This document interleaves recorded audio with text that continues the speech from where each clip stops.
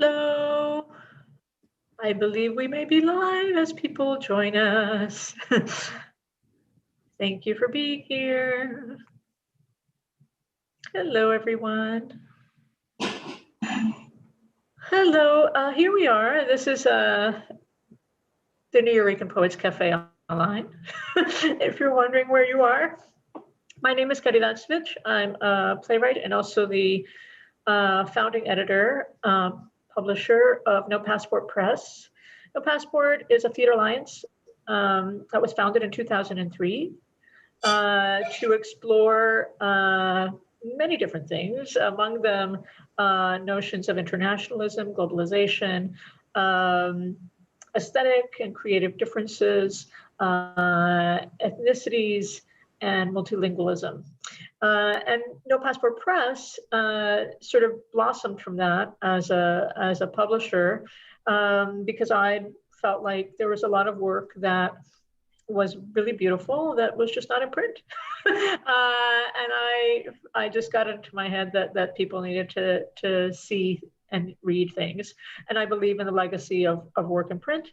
And so in 2007, I founded NoPassport Press, and we publish new plays mostly, but also works in translation that are theater, and also occasionally fiction and books of essays and critical thinking. So that's us in a nutshell. Our website is at nopassport.org, but you can also access it through my website at caridadsvich.com. And today, we're launching 3 books that we've been furiously working on behind the scenes, 3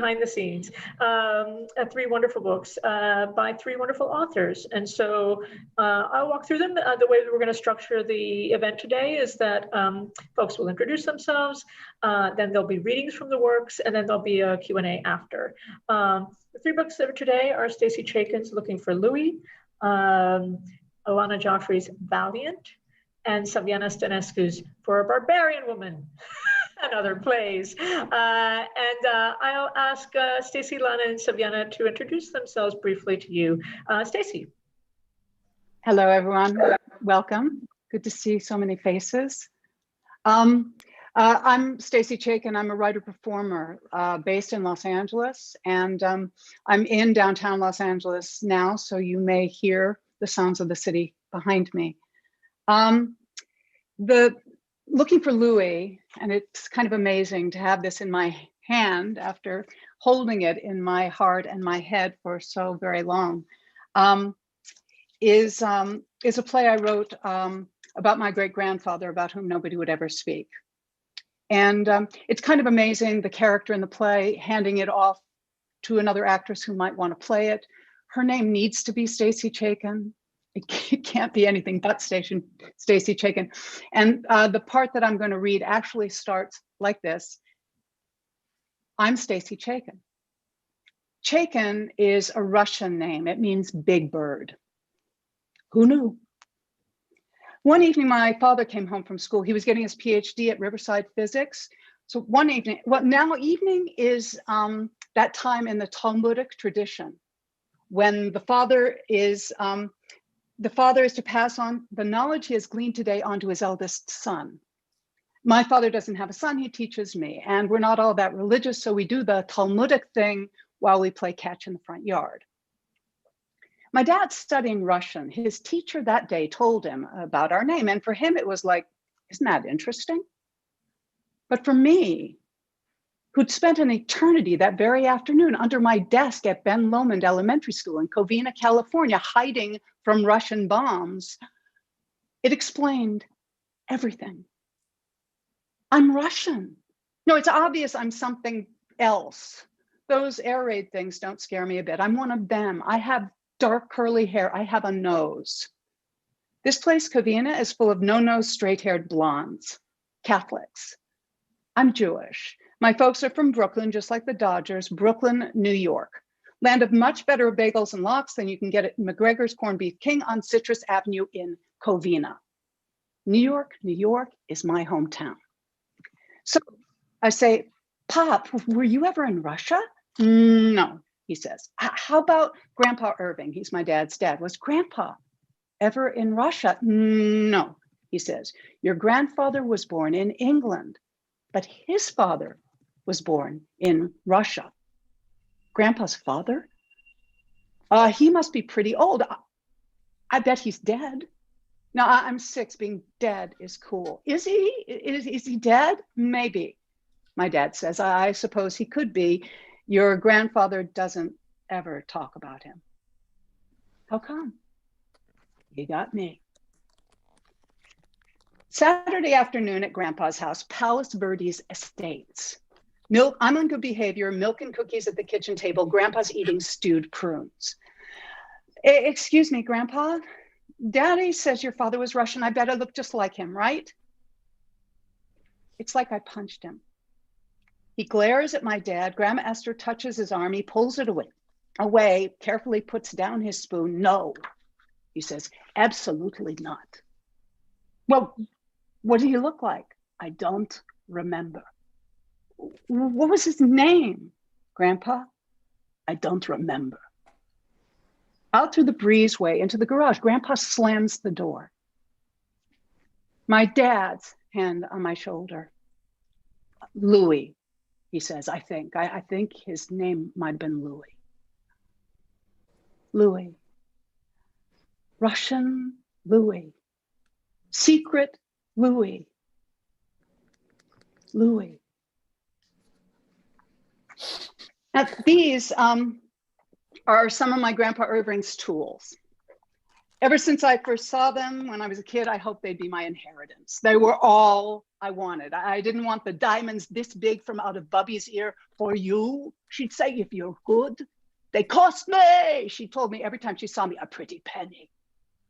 I didn't want the jewelry. I didn't want the sterling silver. All I wanted were these tools, these ancient precision calipers that can measure anything within a hair's breadth. Now, this one is called a veneer, and it's designed to measure the inside and the outside dimensions of a cylinder.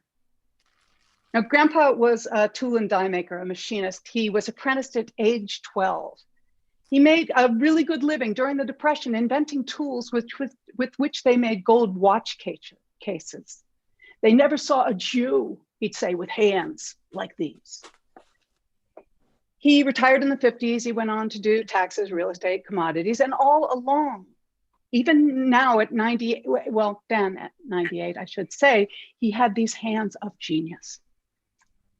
I watched him repair one of those fancy wooden Father's Day shoehorn things with a brass lion on one end and a brass shoehorn thing on the other. You or I would have stuck some glue in the thing, then thrown it away when it didn't stick. But my grandfather Irving used this micrometer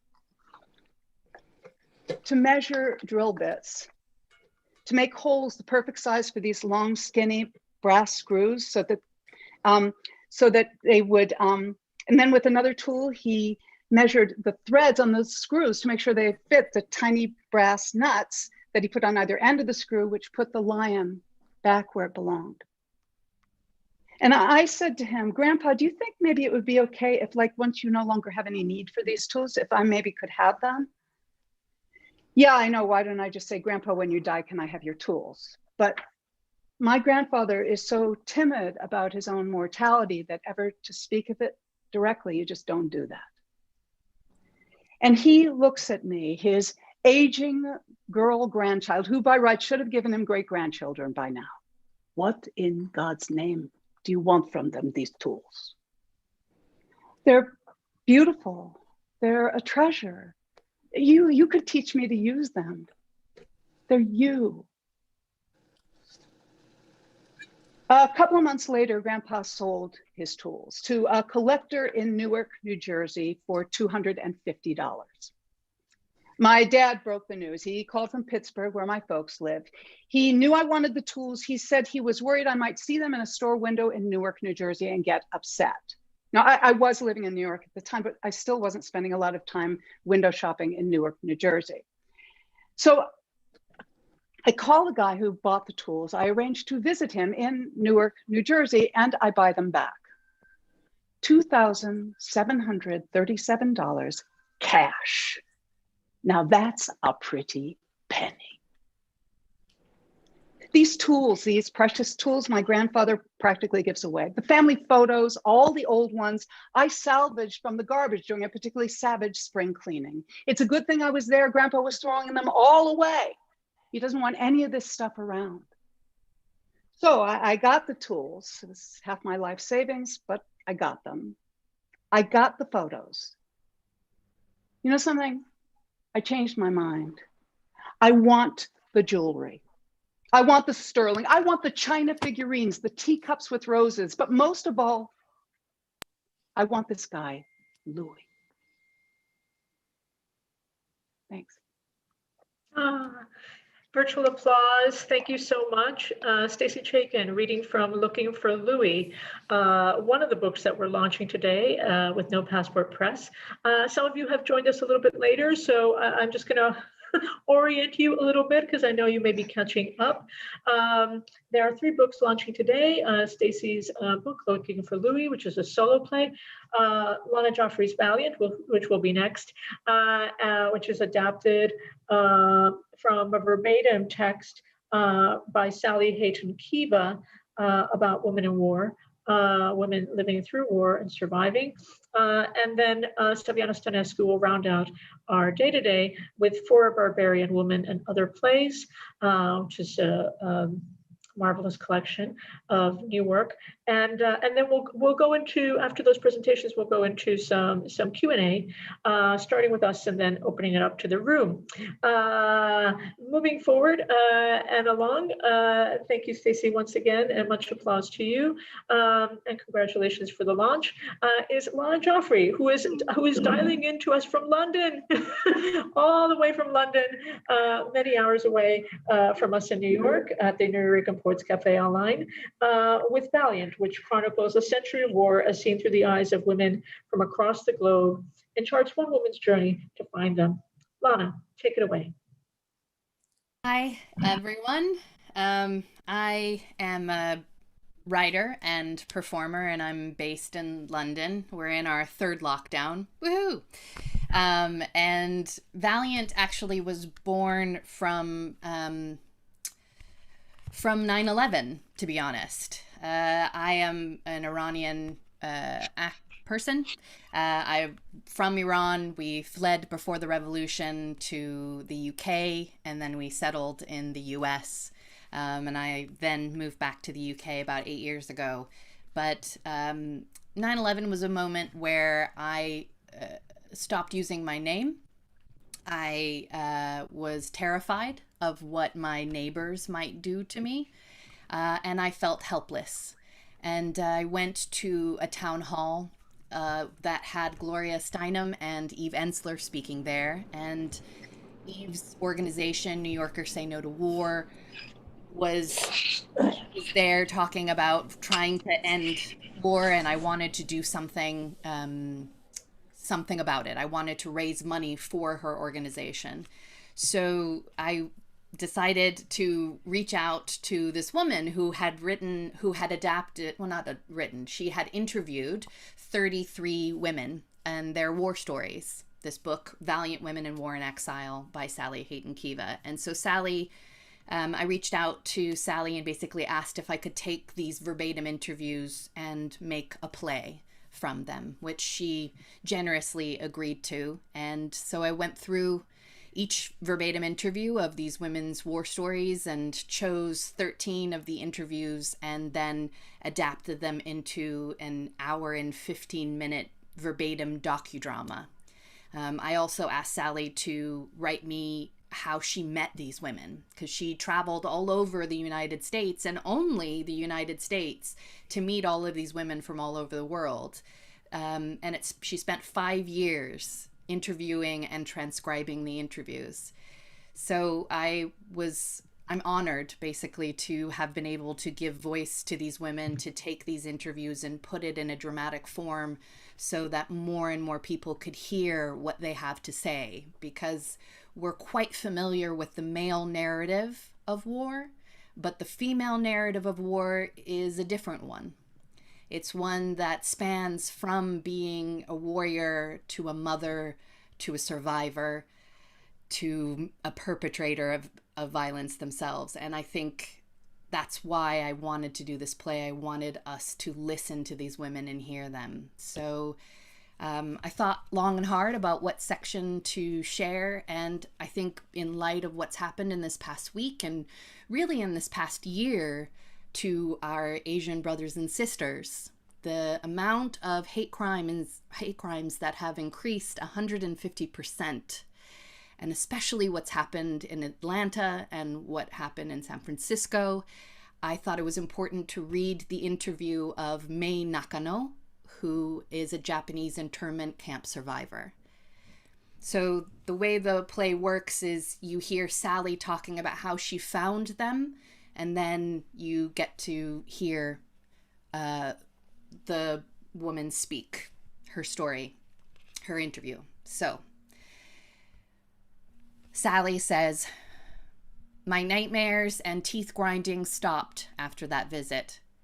Well, the nightmares stopped for a while, at least." May.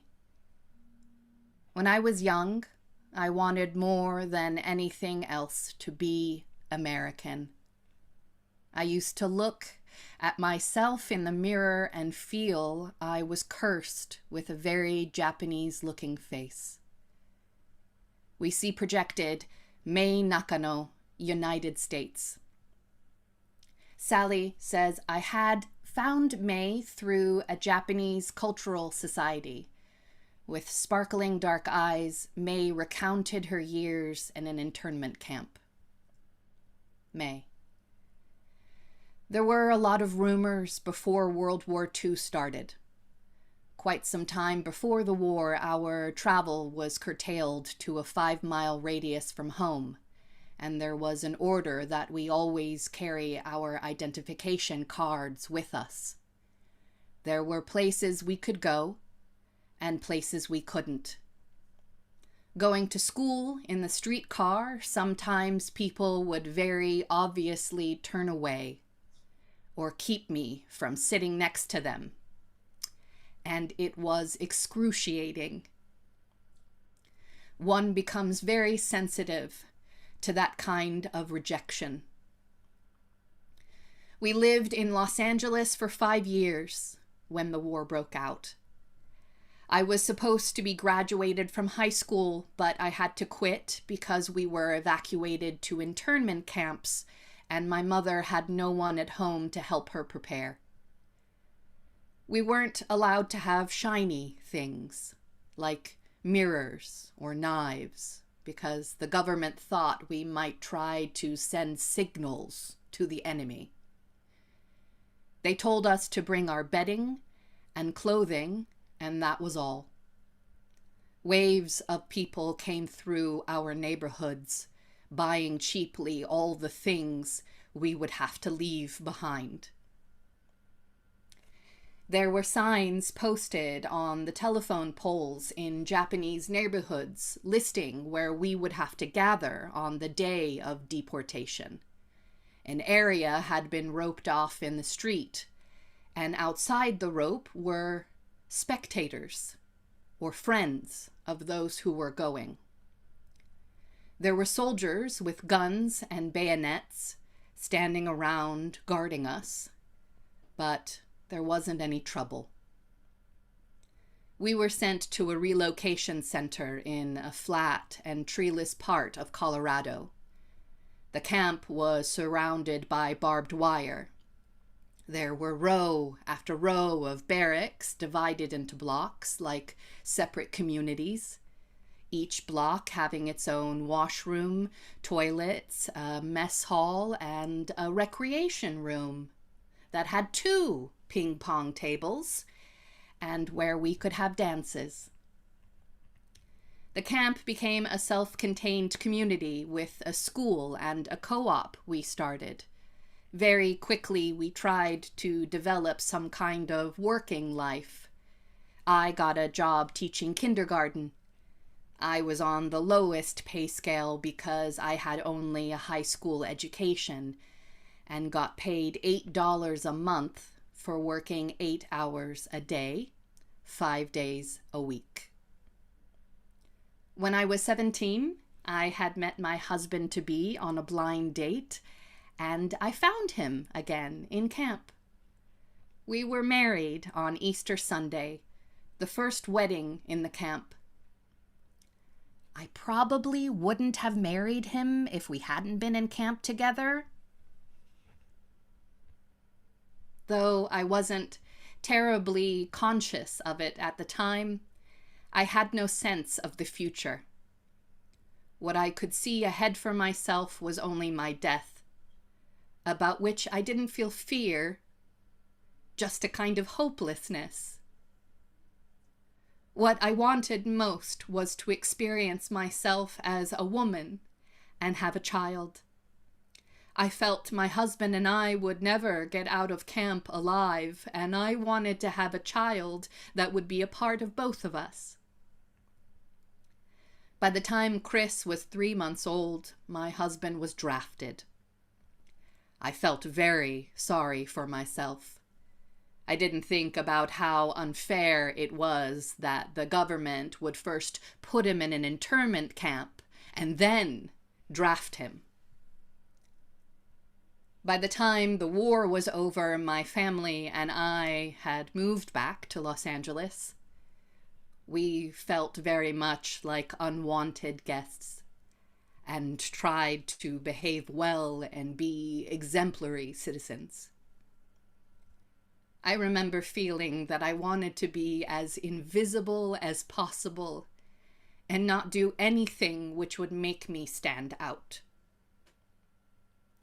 There were many prescriptions about where certain races, including the Japanese, could buy homes or property. My husband and I were determined to buy a house in a neighborhood we liked. I wanted our children to have everything I didn't have. I wanted our children to be bona fide citizens in this country. Our 2 older children are now married to white people, and our youngest says he won't marry. But all of them have mostly white friends. We had wanted them to integrate into society, and we did our job almost too well. Now they are so American they are disconnected from Japanese culture. Things have changed, and yet there is still a lot of prejudice against Asian Americans. We are all lumped together, whether we're Japanese, Chinese, Vietnamese, or whatever. It would be foolish, possibly dangerous, to ever forget what we experienced in World War II. That kind of injustice could happen again.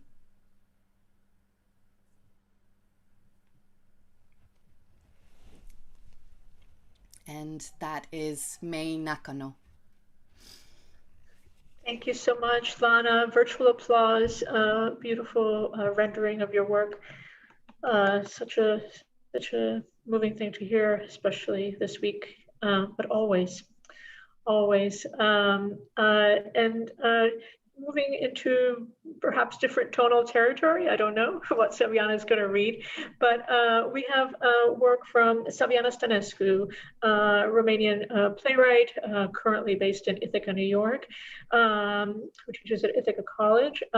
Her book today is For Barbarian Women and Other Plays. It's a collection of 3 plays, Don't/Dream, For a Barbarian Woman, as the title suggests, and Useless. And these are plays that examine barbarian heroines that are not victims, but women who struggle to fulfill their potential despite inauspicious historical, geographical, and socioeconomic circumstances. I will now leave the virtual floor to Saviana Stanescu. Thank you, Caridad. I'm so happy. Do you all hear an echo? I hear an echo of my words. Anybody? Yeah. Okay, then no. Oh, good. So glad to be here with these powerful writers and authors, and to be again a part of NoPassport Press events. My other book, The New York Plays, was published by NoPassport Press as well, and I'm always excited to participate in anything connected to NoPassport, being it a conference, a book launch, a reading, or anything. Caridad, I think you did something amazing with NoPassport, and anything that you do is filled with so much love for humanity, inspiring spirit, and creative generosity. So thank you for that. This new book, For a Barbarian Woman and Other Plays, very excited about this new one. So I'm actually a Romanian writer who has published over 20 books in Romanian and English. I arrived in New York 20 years ago, 2 weeks before 9/11. And that, of course, completely changed my life. So in a way, I'm actually a 20 years old American writer, because I started to write in English only in 2001 as a graduate student at NYU. And after completing an MA in Performance Studies and an MFA in Dramatic Writing at NYU, I really pushed myself to write better and better in English, and to capture the new things that I was learning about myself and the others in terms of the immigrant experience, in terms of power dynamics between people, between countries. My world was so small over there in Romania, and then in New York, I started to look at the larger picture and look at these, I think, larger issues in terms of systemic oppression and differences, and what people might experience as outsiders, as immigrants, as people of a different ethnicity, race, sexuality, religion. We all know how many forms of marginalization and oppression exist. And I kind of made it myself, imposed theatrical mission as a poet, playwright, and artivist, to try to bring outsiders center stage and do as much as I can as a humble writer, a foreigner, an outsider somehow myself, to try to shed some light on voices that might be underrepresented. So that's sort of my mission. Also, based on what George Bernard Shaw or Oscar Wilde, or both of them, said, if you are to tell people the truth, you better make them laugh, otherwise they'll kill you. So I'm always also trying, despite the difficult topics that I am exploring, to bring a little playfulness or humor into the situation, obviously not to make important issues lighter, but to find a way to get to the audiences in a way that might inspire them to look at the serious and heavy issues, if they kind of get a larger sense and a complex perspective about my characters. So these are my barbarian women, and I'm afraid I'm not going to bring so much lightness today. Also because these powerful women inspired me. I'm going to read a monologue called Don't Dream, that's published in this book. It's a short monologue. I initially developed it and workshopped it with Tamila Woodard, a New York-based director, as part of a project called Enslaved, about modern-day slavery and sex traffic. And this is a monologue of an undocumented domestic worker. I basically made the character because it's based on many stories published and unpublished. I didn't want to give the character a specific ethnicity. I just said it's a foreign woman over 40 speaking with a foreign accent.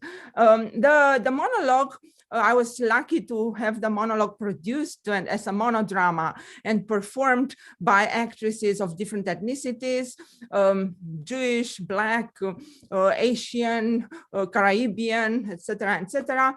It was produced at the Kitchen Theater in Ithaca, at the National Black Theater in New York with the American Slavery Project, at the Royal National Theater in London, performed by a wonderful Caribbean actress, and in many other places worldwide. So I'm really excited to share this monologue with you. I'm going to read it myself this time. I just couldn't decide which actress I could invite to read it. They're all so wonderful. So bear with me. I'm not an actress, but I'm going to do my best with this monologue. Okay, don't dream. A foreign woman over 40, a domestic worker. 5 a.m. Wake up, cold floor, barefoot, door squeaks, quiet, no wake up kids, go kitchen, clean sink. Mrs. always gets mad if the sink is dirty. Make eggs, warm milk, 6 a.m., wake kids, wash ears, wash neck, toast bread, cereals, Captain Crunch, spill milk, little Johnny cry, shh, don't wake Mrs. Wipe table, kids eat, hate me, say stupid. I'm no stupid, call me meh, do this, do that. Meh, not my name. Help kids dress, t-shirt, jeans, socks, shoes, backpack, ready, bus comes, kids go. 7 a.m., clean sink. Mrs. always gets mad if the sink is dirty. Let dog Sparky out, fresh morning air. Whew, good. Enough, hurry, back. 7:30 a.m., wake Mrs. and Mr., make breakfast. Omelette, spinach, cheese for Mrs., ham, peppers for Mr. Mrs. yells, sink no clean. Oh no, little piece of pepper there. Coffee, Mr. Spears, Mrs. mad. They argue. Big day today, vote day, more coffee. 9 a.m., Mrs. and Mr. leave, clean sink, start laundry, to garage, wash car, vacuum, living room, hallway, kids room, 4 bathrooms, no gloves, clean toilet, sink, scrub floor, get corners, Mrs. always checks corner, finish laundry, start iron, radio, vote, vote, vote, too loud. Big day today, vote day. Don't forget to change toilet paper. 1 a.m., no, 1 p.m., kids back, make lunch, clean chicken, clean, put kids sleep, nap, finish, iron, go out, fresh air. Good. Flowers, bees, butterfly. Neighbors have peacocks, nice colors. Hurry, clip bushes. Kids wake, want snack, make sandwich, clean sink, clean table. Kids play living room. Kids make mess living room. 6 p.m., Mrs. and Mr. back, stickers. Nice colors. I voted. Mr. throws stickers in garbage. They argue. Clean living room, cook dinner, clean kitchen, oven, floor, sink. Mrs. always gets mad if the sink is dirty. Take garbage out. Save stickers. Nice colors. I voted. Set table, bring food. Sauce pasta, no good. Mrs. angry, make new sauce. Family eat, I serve. Clean kitchen, oven, floor, sink. Mrs. always get mad if the sink is dirty. Take dog Sparky out. Fresh air. Good. Hurry. 9 p.m., kids go bed. Not yet. Big day today. Vote day. More iron. Bath for Mrs. Help Mrs. hair dry. Rub Mrs. feet. 10 p.m., Mrs. and Mr. go bedroom. Not yet. Big day today. Vote day. Family watch TV. They argue. Clean living room. Not yet. Kids want milk and snack. Make sandwich. Mrs. wants glass of wine. Bring glass of wine. Not red, white. Bring white wine. Mrs. wants whiskey. Bring whiskey. Not good for your stomach. They argue. Big day today. Vote day. Winner. What? Who? 11 p.m. Oh, put kids sleep. Mrs. and Mr. go bedroom. Sex? Wash sheets tomorrow? No. They argue. Vote not good. Midnight. They sleep. Clean downstairs, living room, kitchen, sink. Mrs. always gets mad if the sink is dirty. Shh. Don't make noise. Finish clean. Look, stickers. I voted. Oh no, color's dirty. I'm dirty. I want to take a bath. No, can't. They hear. I wash my armpits. I wash my neck. I wash my face. I wash my hands. I put my foot in the sink. Wash. I put the other foot in the sink. Wash. Mrs. always get mad if the sink is dirty. 2 a.m., go sleep. Don't dream. Dream. Fresh air, breathe, colors, butterflies, birds, beautiful flying creatures with sunflowers hats and peacock feathers. Wash my feet. They're honeybees. They make a throne of petals, peppers, and honey. For me, they bring a pillow. Nice colors. I voted. My honeybees vote for me, work for me, listen to me, love me. I'm their queen as long as I live forever. Queen. Ah! 5 a.m. Wake up, cold floor, barefoot, door squeaks. Quiet, no wake up, kids. Go kitchen, clean sink. Mrs. always gets mad if the sink is dirty. Mrs. always gets mad if the sink is dirty. Mrs. always gets mad if the sink is dirty. Thank you all. That was my monologue. Oh my heavens, Saviana, it's like a roller coaster. Thank you so much for your going through that. Bravo, bravo to everyone. Oh my heavens, oh my heavens. Some information in the chat about NoPassport in general, and also where you can get the books. Hopefully it's a very long message, so bear with me if you're looking at the chat. We'll now move into the sort of conversation part of the afternoon with Stacie, Lanna, and Saviana after they've shown us a glimpse of their work that is published today. This is fairly informal, but I will say that I'll start with some questions for them. We'll have some combo, and then we'll open it up to you all who are here with us. And thank you for being with us. So Stacie, Lanna, and Saviana, and we can sort of I know your experiences are very, very different as writers. I will say the one thing that I think that unites, ironically, which I don't think I pre-planned in my head as I was organizing this afternoon, but one of the things that unites these pieces is acts of witnessing. Central acts of witnessing that all of the works share in different ways, stylistically and tonally, and but emotionally, I think witnessing feels key here, and especially women witnessing their own lives, witnessing other lives, witnessing the world, and how that lens is sort of guides the experience. So I guess I'll start with that question in terms of all of you, in terms of these pieces in particular. I know with Saviana you have 3 different pieces, so I think they change in terms of how the book is structured. But yes, how these women and these stories perform these acts of witnessing for you, at least in your opinion.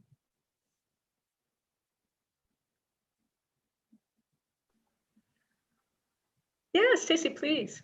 Yeah, it really struck me that all the pieces are in some way about, kind of simply immigration. Mine is from the vantage point of second generation, which is what I am, where there is no story, and the lostness, the footlessness of someone who knows they're from somewhere else, and has the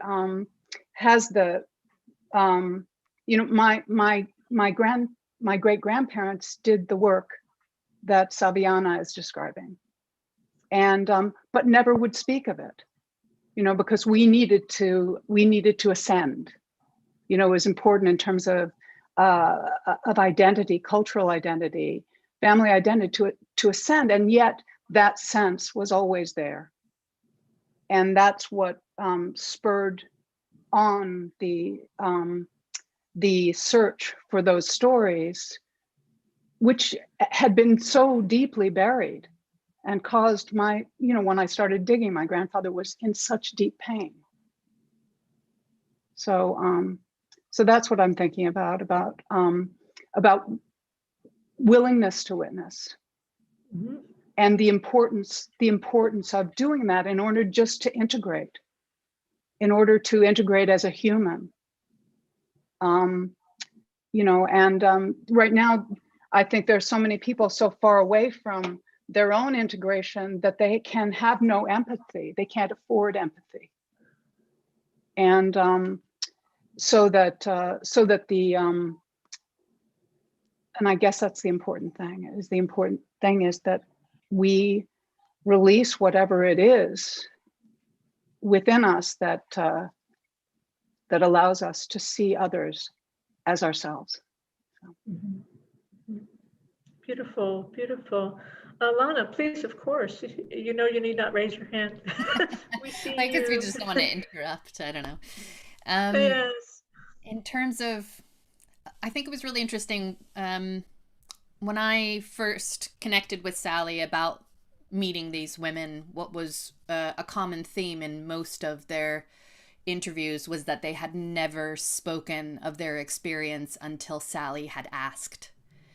That only a handful of them, like Shigeko Sasamori, who is a Hiroshima maiden, and a couple of the other women had actually been on speaking tours speaking about their experience, but that most of them that Sally met had never shared their story before, partially because no one had ever asked, and also because I think in terms of war, we don't tend to think of women's role in war. You know, what we think of at the forefront of war are the soldiers. And I think for the most part, we think of soldiers in the male narrative, especially in the 20th century. And I think that that was what struck me, was that these women had witnessed these experiences as, you know, fighters and mothers and survivors, and had never shared their story until somebody bothered to ask. And so I think that's part of the reason that it propelled me to want to adapt the interviews into a verbatim play, was to give them another opportunity to speak and share and be heard, because it isn't something that we know much about. There's Kathy Kane, who I actually got to meet. She was a flight attendant in Vietnam. She flew soldiers from the US to Vietnam and from Vietnam back to the US.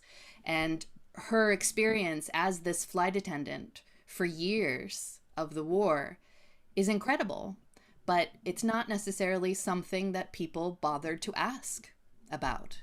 And I think those narratives are important for us to hear and to know about. So I'm very grateful in a lot of ways to be a conduit to helping share these women's words. Great, beautiful, yes. Acts of recuperation, yes. Yeah. As writing and performance. Saviana. Yes, so I also realized that we also celebrate the Women's History Month this month. Yes. So you know, we are so there with all these powerful stories. Now about For a Barbarian Woman, which indeed has 3 plays published. What I read is just a monologue. I read it also because Godfrey Simmons, the artistic director of Heartbeat Ensemble in Connecticut, commissioned me to write a full-length play starting with this monologue. And that full-length play is called Be Trapped Inside the Window, and you can still see it actually throughout tomorrow on the website of the Heartbeat Ensemble. You can register and see it for free. It's been running for a month, and it is also about 3 women of different ethnicities who don't fully communicate. They have these cross bubbles and monologues until they finally do communicate, and good things happen when these women finally talk to each other and support each other. So I guess all my work, and particularly this book, that's why it is called For a Barbarian Woman. Now, where the barbarian woman is coming from? Basically, the play, the title play, For a Barbarian Woman, is a play that I wrote, commissioned by Ensemble Studio Theater in New York, and it was co-produced with Fordham University in New York, directed by Nigel Smith in 2011, I think. And it is a story basically that interweaves 2 doomed love stories. One that happens in the year 9 AD, where the Roman poet Ovid was exiled by the Black Sea in the town called Constanța now. At that time, it was called Tomis, and Constanța is in Romania. And the Roman poet Ovid complained that he was surrounded by barbarians. He wrote that in his letters to Caesar. You can find them. They are called epistulae ex ponto. And my country, Romania, this is what we learned in school, that the Romanian people got formed from, you know, the Roman Empire that colonized the local tribes and the Gete in 101. So I started to think a lot about these relationships between, of course, empires and small countries like Romania and Dacia at that time, and this kind of power dynamics between big countries, powerful countries, empires, right? And these smaller countries that can be colonized either in a direct way or cultural colonization is a thing as well. So these issues really concern me, these power dynamics. So For a Barbarian Woman is actually a story that tells these parallel stories between Ovid and the barbarian woman, and NATO, US colonel, and the Romanian interpreter. And Black Sea is actually a character, sort of demi-goddess. I mean, it can be played by a person of any ethnicity, any gender, any sexuality. So it's been played by all kind of actors. So it's a play that goes beyond realism, obviously, in this kind of the realm of the Black Sea goddess and the muses and the Roman Empire, but also contemporary Romania, trying to make a case for the barbarian woman to be heard, you know, because Ovid, some people say it hasn't been proved that Ovid did write 2 poems in the local language, in the barbarian language. So I imagine that actually he did, because the barbarian woman inspired him. And I also imagine that the barbarian woman would have been as famous as Ovid had she been born in Rome and part of the Roman Empire. So this is what I'm doing with my plays. The other one is Useless, is also about human traffic and organ traffic. It was produced at IRT in New York City. And my barbarian woman, yes, as Caridad said, they are not victims because they don't want to be victims. They are fighters, right? Like Lanna's stories. They are fighters, and they just, even in difficult circumstances or for circumstances, they fight to be their own persons and have their own barbarian voices heard. Cool. Thank you, Saviana, for illuminating us, because I'm sure that people were wondering, what does she mean for a barbarian woman? What could she possibly be talking about? And it helps to have the historical context. I'm going to open it up to this beautiful room of wonderful people who are with us. For questions, you can put it in the chat. I'll moderate, or you're here. You can just open your mic and if you have questions for Stacie, Lanna, or Saviana.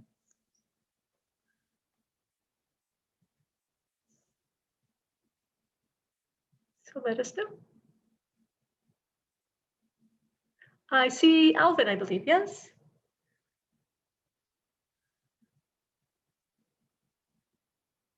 Oh, we can't hear you. We love you, but we can't hear you.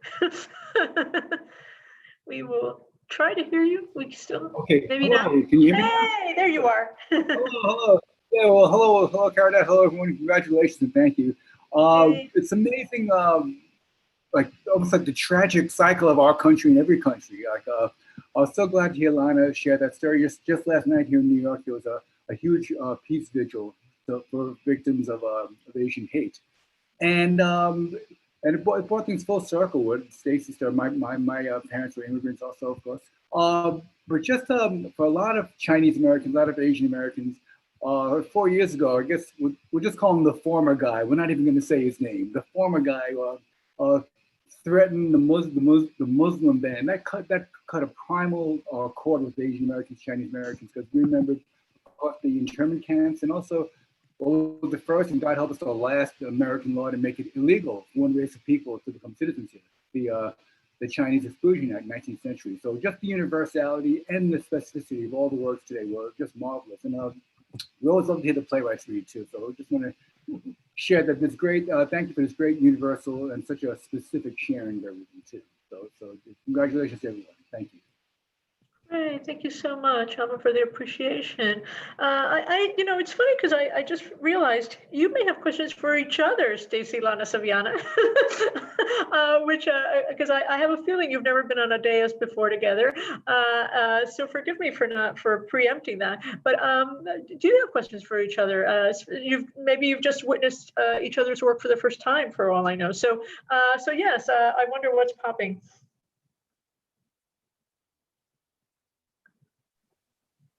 I'm curious. Lanna and I are both performers. Do you give voice to these women as you did today? So of an evening, would you give voice to all of them, or are they embodied by other people? Good question.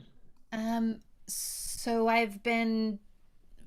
it's not a solo show. It definitely requires at least 3 women. There's so many interviews, the 13 interviews, and then there's the role of Sally, the interviewer, which can actually be a silent role of projections where you see the typing happen. And we had a amazing computer engineer who basically designed a typing program so that you could see the typing no matter what. So whoever was hitting the keystrokes would type the right thing and wouldn't have to worry about typos. So there's Sally, and then there's the 13 women. When we did the production in the States, it was with 3 actresses, for most part, and we each played 4 to 5 of the women.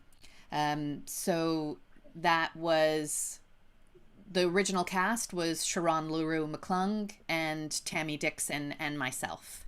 And we, and actually Tamla Woodard was our director. And then when I took it to London, and we did it in Edinburgh, and we went to London and we toured it around the UK, it was done with 4 actors. And each actor played 3 to 4 interviews. So, and one of the things that Tamala and I had decided was that we wanted the actors to play with their ethnicity and against their ethnicity. So purposely choosing to cast against type, I guess is what you would say, and with. So when we did in the UK, the Northern Irish woman was played by an incredible British Colombian indigenous actor by the name of Diana Carolina Perbundes.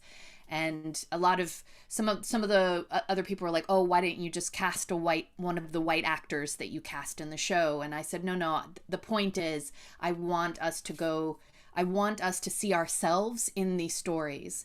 And one of the first things that I experienced when I was doing the piece was I had a young woman say, I didn't engage with the stories until it was an American with no accent. And I wanted to get rid of that. So I wanted the blonde, blue-eyed actress of Tammy Dixon to play the Armenian genocide survivor. And to have Sharon LaRue McClung, who is European, Black, Ashkenazi Jew, play the Japanese Hiroshima maiden. I wanted to have people see these women and see themselves in these women. So we decided we wanted to kind of go against the typecasting that would have happened if it had been in somebody else's hands. And I mean, everyone's totally welcome to do what they want in terms of creating a production, but I thought that was really important, was to give different global majority actors an opportunity to walk in the shoes of people they don't look like, and the reverse. I think that's one of the best ways that we can start to understand each other and understand our histories and understand our pain, is to actually live through someone else's pain and someone else's history. And so I think it was important to not only have the actors do that, but for the audience members to witness that. Beautiful response, Saviana. Yeah, Your thoughts?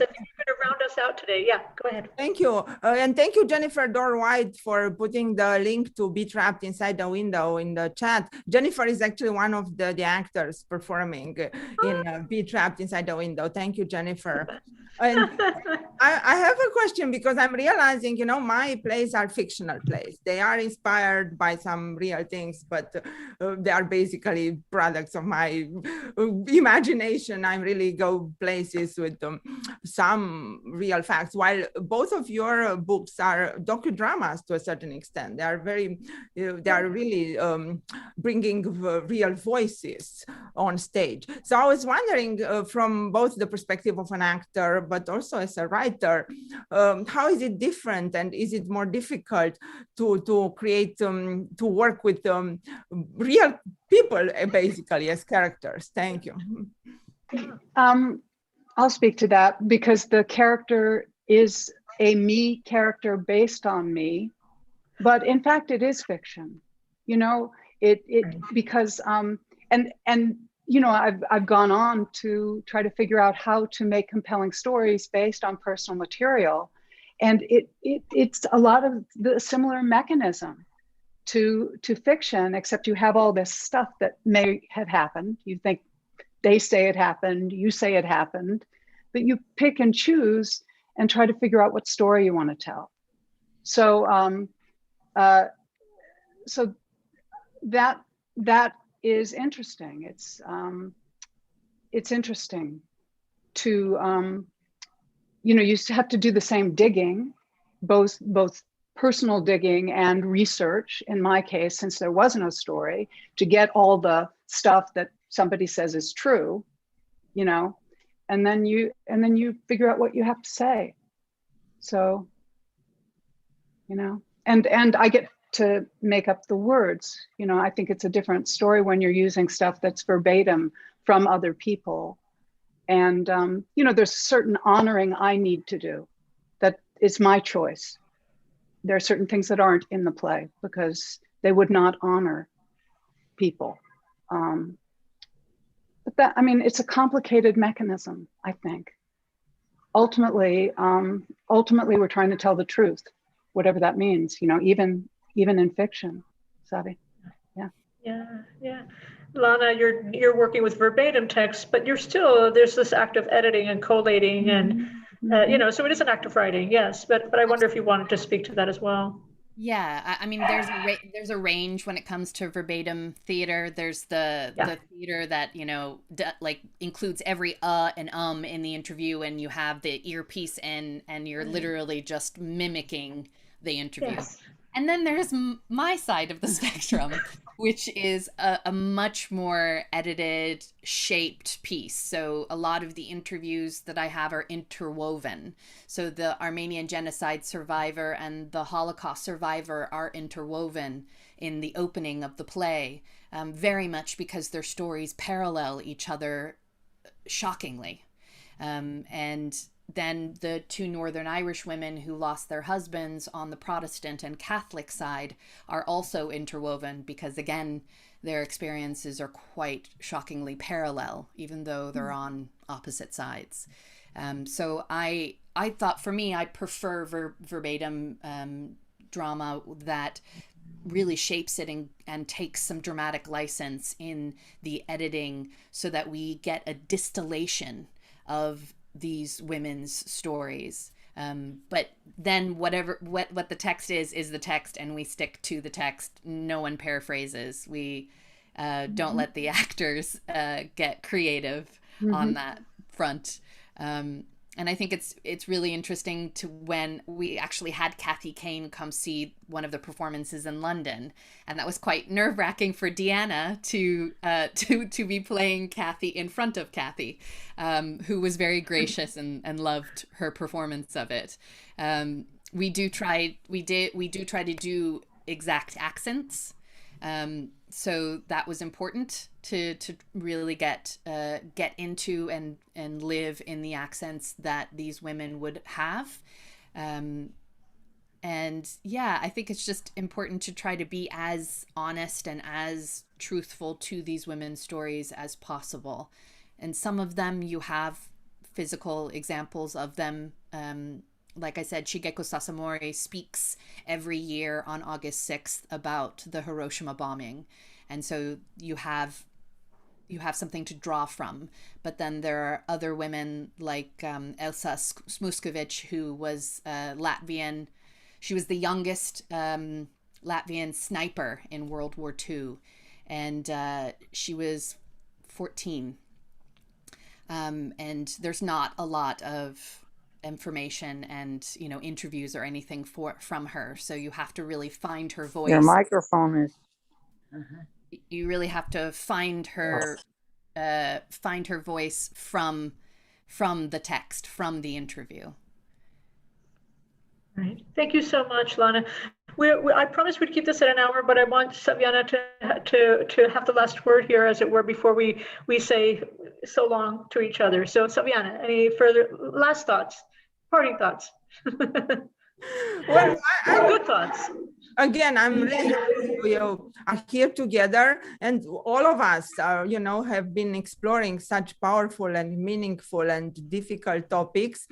And I still want to find at this point, at the end of our event, among these difficult things that surround us, a little moment of joy, and to remind ourselves that today is the New Persian year. Happy New Persian year, Lanna.